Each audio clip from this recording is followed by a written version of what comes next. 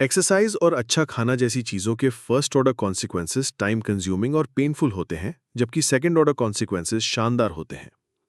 Smoking जैसी चीज़ों के फर्स्ट ऑर्डर कॉन्सिक्वेंसेस प्लेजरेबल होते हैं, जबकि सेकंड ऑर्डर कॉन्सिक्वेंसेस बहुत बुरे होते हैं।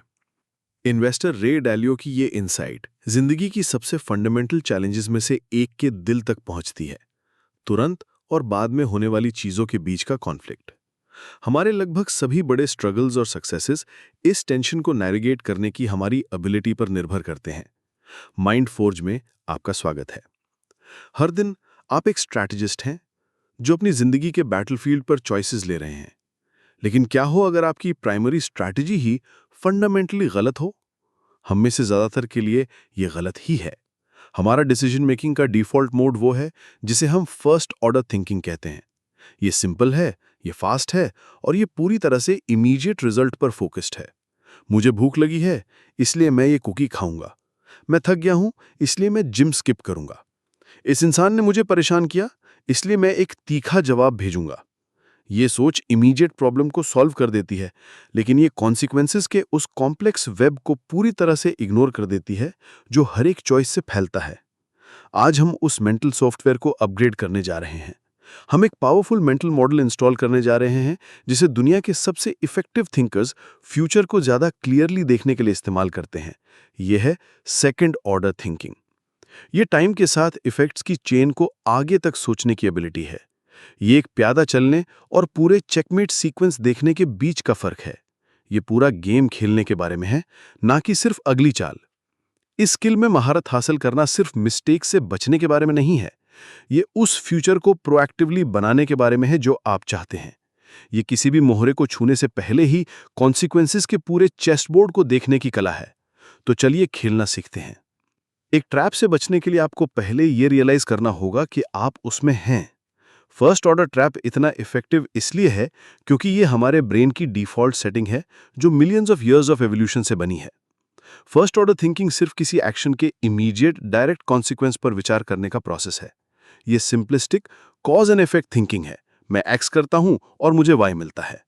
यहां इस ट्रैप के कुछ क्लियर एग्जाम्पल्स हैं। The business decision.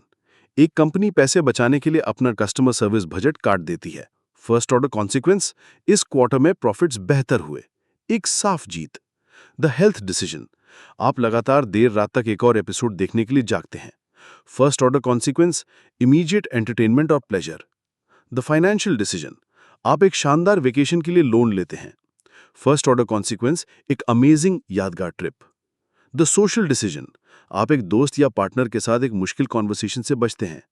First order consequence, आप इमीडिएट डिस्कंफर्ट और कॉन्फ्लिक्ट से बच जाते हैं। हर केस में फर्स्ट ऑर्डर रिजल्ट या तो पॉजिटिव होता है या एक नेगेटिव को टाल देता है। यही चीज इस ट्रैप को इतना सिडक्टिव बनाती है। ये हमारी डिफ़ॉल्ट सेटिंग क्यों है? Evolutionary wiring.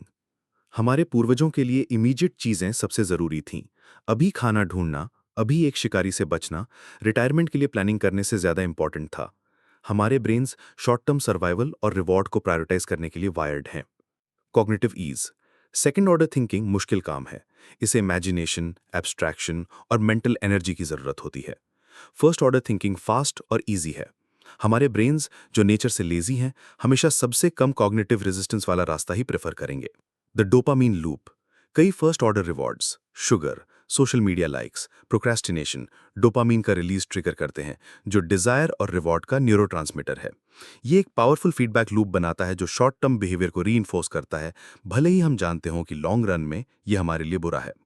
वर्तमान की तरफ ये इनहेरेंट बायस हमें सिस्टमैटिक रूप से ऐसे चॉइसेस लेने पर मजबूर करता है जो हमारे फ्यूचर सेल्फ की कीमत पर हमारे प्रेजेंट सेल्फ को फायदा पहुंचाते हैं।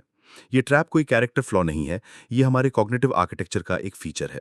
इसे ओवरकम करने के लिए हमें जानबूझकर एक ज़्यादा डेलिबरेट, ज़्यादा स्ट्रेटेजिक सिस्टम ऑफ थॉट को एंगेज करना होगा। सेकेंड ऑर्डर थिंकिंग सिर्फ एक क्लेवर फ्रेज नहीं है, ये साइकोलॉजी और इकोनॉमिक्स और सिस्टम्स थिंकिंग के गहरे प्रिंसिपल्स पर ग्राउंडेड है। इन प्रिंसिपल्स को समझने से हम इसकी पावर को अप्रिशिएट कर पाते हैं। साइकोलॉजी और बिहेवियरल इकोनॉमिक्स में हमारे शॉर्ट टर्म बायस को टेम्पोरल डिस्काउंटिंग या प्रेजेंट बायस के नाम से जाना जाता है। ये लोगों की टेंडेंसी है कि वो उन पे ऑफ्स को ज़्यादा वेट देते हैं जो प्रेजेंट टाइम के ज़्यादा करीब होते हैं, जब वो दो फ्यूचर मोमेंट्स के बीच ट्रेड ऑफ्स पर विचार कर रहे होते हैं। सरल शब्दों में, हम अभी के रिवॉर्ड्स को फ्यूचर के रिवॉर्ड से कहीं ज़्यादा वैल्यू देते हैं, भले ही फ्यूचर का रिवॉर्ड बहुत बड़ा हो। आज गारंटीड $100 मिलना अक्सर 1 महीने बाद गारंटीड $120 मिलने से बेहतर फील होता है। फ्यूचर की वैल्यू का ये डिस्काउंटिंग ही है जो एक डोनट खाने के फर्स्ट ऑर्डर कॉन्सिक्वेंस यानी इमीडिएट प्लेजर को कंसिस्टेंट हेल्थी ईटिंग के सेकंड ऑर्डर कॉन्सिक्वेंस यानी लॉन्ग टर्म हेल्थ से ज़्यादा कंपेलिंग बनाता है। सेकंड ऑर्डर टर्म्स में सोचना इस पावरफुल कॉग्निटिव बायस के खिलाफ एक्टिवली लड़ना है। सिस्टम्स थिंकिंग से हमें सीखना होगा कि एक्शंस शायद ही कभी एक लीनियर वैक्यूम में होते हैं। वो कॉम्प्लेक्स इंटरकनेक्टेड सिस्टम्स के अंदर होते हैं और वो फीडबैक लूप्स बनाते हैं। एक फर्स्ट ऑर्डर थिंकर एक सीधी लाइन देखता है, एक्शन रिजल्ट। एक सेकंड ऑर्डर थिंकर लूप्स का एक जाल देखता है, एक्शन रिजल्ट ए, जिसके कारण रिजल्ट बी और सी होते हैं, जो बदले में ओरिजिनल सिस्टम को अफेक्ट करते हैं, कभी-कभी इनिशियल प्रॉब्लम को और भी खराब कर देते हैं। चलिए हमारे बिजनेस एग्जाम्पल पर वापस आते हैं। कंपनी प्रॉफिट्स बढ़ाने के लिए कस्टमर सर्विस बजट काट देती है। फर्स्ट ऑर्डर कॉन्सिक्वेंस, प्रॉफिट्स बढ़ जाते हैं। Second order consequences, wait times बढ़ जाते हैं, कस्टमर सेटिस्फैक्शन बुरी तरह गिरती है। स्ट्रेस के कारण एक्सपीरियंस्ड सर्विस एजेंट्स नौकरी छोड़ देते हैं। थर्ड ऑर्डर कॉन्सिक्वेंसेस, कंपनी की रेप्यूटेशन खराब हो जाती है। बेटर सर्विस वाले कंपेटिटर्स मार्केट शेयर हासिल कर लेते हैं। नए कस्टमर्स एक्वायर करने की कॉस्ट आसमान छूने लगती है। Short term profit gain long term revenue decline से पूरी तरह खत्म हो जाता है। ये एक क्लासिक नेगेटिव फीडबैक लूप है जो फर्स्ट ऑर्डर थिंकर को दिखाई नहीं देता, लेकिन सेकंड ऑर्डर स्ट्रैटेजिस्ट के लिए साफ है। तो जब हम सेकंड ऑर्डर थिंकिंग प्रैक्टिस करते हैं, हम दो चीजें कर रहे होते हैं। हम साइकोलॉजिकली अपने ब्रेन की फ्यूचर को डिस्काउंट करने की टेंडेंसी को ओवरराइड कर रहे हैं, और हम सिस्टमैटिकली उन हिडन फीडबैक लूप्स और अनइंटेंडेड कॉन्सिक्वेंसेस को ढूंढ रहे हैं जो कॉम्प्लेक्स सिस्टम्स को डिफाइन करते हैं। हम दुनिया को सिंपल इवेंट्स की एक सीरीज के रूप में देखने से हटकर उसे एक इंटरकनेक्टेड चेस बोर्ड के रूप में देख रहे हैं। सेकेंड ऑर्डर थिंकिंग का कोर इंजन हैरान करने वाला सिंपल है। ये एक लगातार पूछे जाने वाले सवाल के गिर्द घूमता है, और फिर क्या? ये कोई क्रिस्टल बॉल होने के बारे में नहीं है। ये इंक्वायरी की एक स्ट्रक्चर्ड आदत डेवलप करने के बारे में है, एक डिसीजन से पैदा होने वाले प्रोबेबल इफेक्ट्स की चेन को एक्सप्लोर करने के बारे में है। चलिए प्रोसेस को देखते हैं। किसी भी सिग्निफिकेंट डिसीजन के लिए आप एक इंक्वायरी की चेन शुरू करते हैं। Identify the first order consequence. इस एक्शन का इमीडिएट डायरेक्ट रिजल्ट क्या है? ये वो है जो सबको दिखता है। डिसीजन, मैं काम पर ये एक्स्ट्रा हाई प्रोफाइल प्रोजेक्ट ले लूंगा। फर्स्ट ऑर्डर कॉन्सिक्वेंस, मेरा बॉस इंप्रेस हो जाएगा और ये मेरे परफॉर्मेंस रिव्यू पर अच्छा लग सकता है। Ask and then what to find the second order consequences. उस पहले कॉन्सिक्वेंस के लाइकली रिजल्ट्स क्या हैं? कुछ हफ्तों या महीनों आगे का सोचें। और फिर क्या? मेरे पास अपनी कोर रिस्पॉन्सिबिलिटीज के लिए कम टाइम और एनर्जी होगी। मेरी शामें और वीकेंड्स काम में चले जाएंगे। मेरा स्ट्रेस लेवल बढ़ जाएगा। शायद मैं वर्कआउट्स मिस करना और कम सोना शुरू कर दूं। Ask and then what again to find the third order consequences. उन सेकेंड ऑर्डर इफेक्ट्स के लॉन्ग टर्म इम्प्लीकेशंस क्या हैं? 1 साल आगे का सोचें। और फिर क्या? मेरे कोर वर्क की क्वालिटी खराब हो सकती है, जो स्पेशल प्रोजेक्ट से हुए फायदे को बेकार कर देगी। मेरा बढ़ा हुआ स्ट्रेस और नींद की कमी बर्नआउट या हेल्थ इश्यूज का कारण बन सकते हैं। मेरी एब्सेंस के कारण मेरे रिलेशनशिप्स में तनाव आ सकता है। आखिर में मेरी ओवरऑल परफॉर्मेंस गिर सकती है, जो आयरॉनिकली मेरे करियर प्रॉस्पेक्ट्स को नुकसान पहुंचाएगी।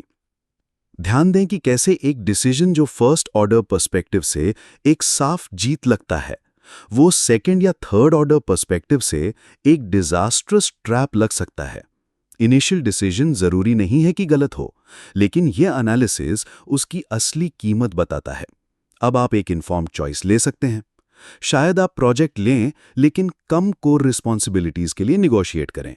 शायद आप और रिसोर्सेज मांगें, या शायद आप मना कर दें